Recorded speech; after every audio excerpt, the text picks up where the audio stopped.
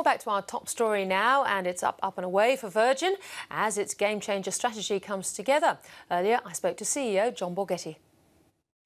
John Borghetti, welcome to the programme. Thank you very much, Ticky. Good to see you again. Well, it's a pretty strong turnaround, particularly on the underlying profit side.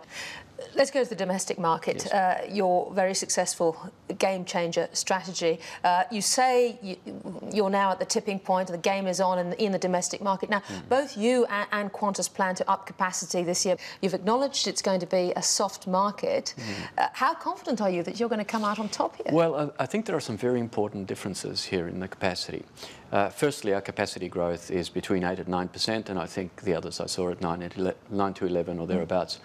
But the difference with our capacity growth is that 80% of that capacity growth is really on one route, and that is a transcontinental route. That is Sydney to Perth and Melbourne to Perth. And the reason for that is that we're substituting what we call the narrow body 737 aircraft with what we call wide body A330 aircrafts. You know, we don't have any desire, and I've said this I think before to you, that of having any market share target. In fact, by the end of this front half, we expect our capacity share in the country to be somewhere around 28–29%, which is actually slightly down on where we were last year. So it's about picking the routes to deliver the best yields. That's exactly right, and making sure that you've got the product on the route that attracts the business segment that you're trying to aim. I think what's important is that our underlying profit before tax was slightly ahead of consensus, and in fact. If you look at our international business, which was, you might recall, 2 years ago, losing significant amount of money, and I'm talking tens of millions of dollars, is now very much in the positive side at the end. Well, you've got an EBIT there of what, $34 million on your international side. Post-tax, once you've had interest and tax, is that still profitable? Because we know what's happened to Qantas. Yeah. Well, as you know, we don't disclose that. But let's just say we're very comfortable with the way the international business has improved over the last 2 years, but in the last 12 months. And you know, one of the things that's really interesting about that is that we've done it effectively without buying any more aeroplanes. And the alliance strategy that we have with what I would argue are the best 4 airlines in the world, you know, has really contributed significantly to that success. I think you said it's almost tripled the amount of money that's come into Australia. Almost, yes. On the international side, you talked today about Asia and how you would grapple with Asia, and you're looking at approaching it using Singapore as a hub. In order to serve all of China, you can't physically operate direct flights to all the destinations. So the best way to serve it is over a hub. Now, may I add, India's in the same boat here. Whether it's China or India, Singapore is naturally positioned as the best hub. You know, through Singapore, with Singapore Airlines, we can serve 10 ports in Asia, 10 ports in China and 10 ports in India. That gives us a pretty powerful network, and very importantly, from every city in Australia. You talked about a cost advantage that Virgin has, double-digit levels of cost advantage. I know you don't want to put a dollar figure on that, but why is there a cost advantage? Can you explain to me why? In any market in the world, when a new entrant starts, they always start with a clean piece of paper. So they can design processes, systems, without any legacy issues. And we did that 10 years ago, or 11 years ago, of course. And I suppose to some extent we're doing that again now, but for a segment of the market in the corporate sector that you see us playing in.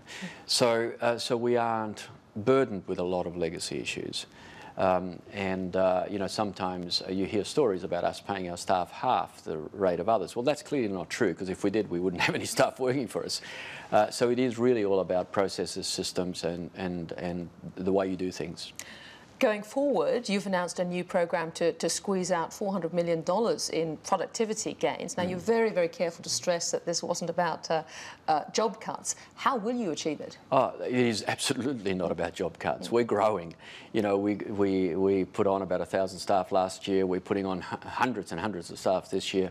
But what we want to do is, in that growth phase, make sure that proportionally our costs don't grow in the same manner. An example of what I mean by that, by the way, are things like fuel burn per hour, you know, turnaround costs at airports, and so on. So it's that kind of nature.